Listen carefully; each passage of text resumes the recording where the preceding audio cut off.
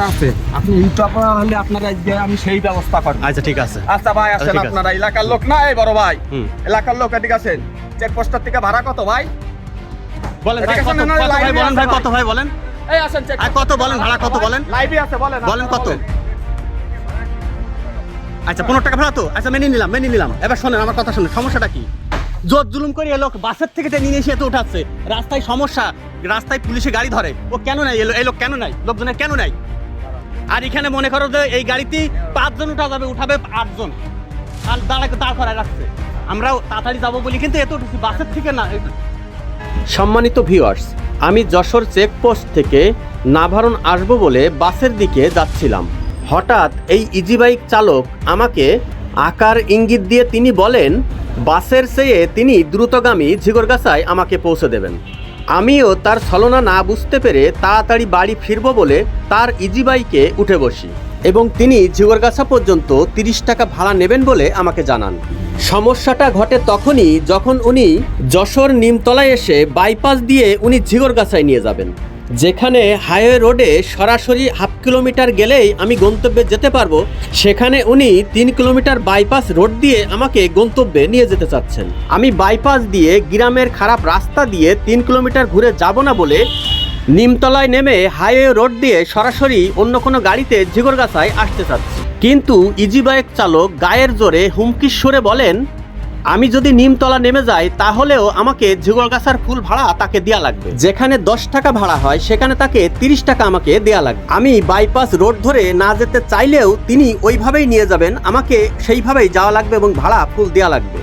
এক পর্যায়ে তার সাথে বাকবিতণ্ডে জড়িয়ে পড়ি এবং ইজি বাইক চালক গাতজোর দেখাতে থাকেন। সত্য কথা হচ্ছে 20-50 টাকা আসলে কোনো বিষয় না, কিন্তু তিনি সহজলভ্য দেখিয়ে এবং রাস্তায় যে পুলিশে গাড়ি ধরে সেটা না জানিয়ে গ্রামের ভাঙাচুরো রাস্তায় ঘুরিয়ে তিনি গন্তব্যে পৌঁছান এবং মানুষ সহজ হবে ভেবে যশোর থেকে ঝিগরগাছা পর্যন্ত এই ধরনের ইজি বাইকে উঠে পড়েন। এটা এক ধরনের মানুষকে হিপনোটাইজ করা এবং সহজ রাস্তা কঠিন করে তোলা। এই ধরনের কিছু ইজি বাইক চালক যশোর চাষরা চেকপোস্টে থাকেন, এদের থেকে আপনারা সাবধান হবেন এবং না জেনে বুঝে এই ধরনের গাড়িতেই উঠবেন না। কেন 15 টাকা নেই? এটা দেন 15 টাকা দেন। হ্যাঁ, 15 টাকা দেন। চেকপোস্টার দিয়ে ভাড়া কত? 20 টাকা। আমি লিগ্যাল আছি ভাই, তাই বলেন।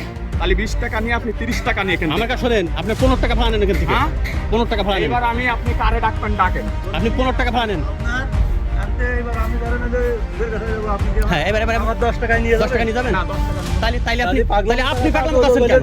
জিগের কাছায় যাবে না 30 টাকা না, তাহলে লিগালে আনতে 10 টাকা ভাড়া নেন। 30 টাকা নিতে হলে জিগের কাছায় কেউ তাহলে আপনি 10 টাকা নেবেন। আপনি 10 টাকা সমস্যা পাবেন। আপনার, আমার না। আপনি এমনি নিয়ে যাবেন কেন? 30 টাকায় পৌঁছে আপনি নিয়ে যাবেন কেন আমার? আর আপনি স্থানীয় যশোর নিমতলার লোকজন তাকে বোঝালেও তিনি বুঝতেছেন না। ইজি বাইক চালক আমার সাথে হুমকির স্বরে কথা বলছে। আমি যেটা বুঝলাম এই ধরনের ইজি বাইক চালকরা ফাঁদে ফেলে টাকা ইনকাম করেন। এমনও হতে পারে হাইওয়ে রোড থেকে বাইপাসে নিয়ে তার লোক সেট করা আছে, আমার কাছ থেকে বা আপনার কাছ থেকে যা কিছু আছে সব কিছু কেড়ে নেবে। টাকা দেন, আপনি টাকা দেন। বাইকে আমরা বাইক ঘুরে যাই না? আপনার 15 টাকা নেন। আমরা ঘুরে যাই আপনার ভাই। 15 টাকা নেন। আপনি এই গাড়িটা ওখান থেকে নিয়েছে, আপনার 15 টাকা নেন। আপনার 15 টাকা নেন। মোবাইলে ভিডিও করেই যাচ্ছে। সম্মানিত ভিউয়ার্স, আবারও বলি ইজি বাইক এবং ভ্যান চালকদের তাদের ভাড়া ছাড়া এক্সট্রা 20-50 টাকা বেশি দিবেন, কিন্তু এই ধরনের বাটপারকে কখনো সাপোর্ট করবেন না। আপনারা জানেন বর্তমানে সামান্য কিছু টাকার জন্য এবং একটি ভ্যানের জন্য মানুষকে নৃশংসভাবে হত্যা করছে। এই জন্য সবাইকে বলি টেক কেয়ার, না বুঝে না জেনে হঠাৎ করে কোনো ইজি বাইকে এবং ভ্যানে উঠবেন না। আমি এই ইজি বাইক চালককে নিমতলায় নামলেও তাকে সম্পূর্ণ ভাড়াটা দিয়ে দিতে পারতাম, কিন্তু এই ইজি বাইক চালক আমাকে অনেক হুমকির সুরে কথা বলেছেন এবং মানসিক টর্চার করেছেন এবং গায়ে হাত তোলার মতো উপক্রম।